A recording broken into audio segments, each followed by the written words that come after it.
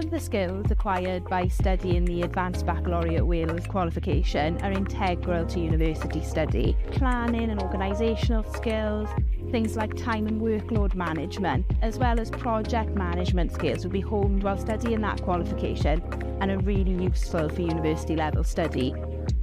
Here at the University of South Wales, we integrate the use and development of all of those skills to all of our programmes. Whatever you decide to study at university, research will be a key component of the course to help you complete assignments, to delve into your area of interest, to help answer your own questions and challenge the information you find.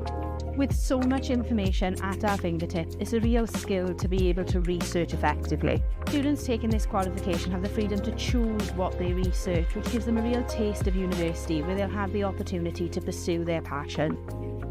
It's fantastic to see a qualification that really is designed to inform students so that they can make the best decisions for their futures.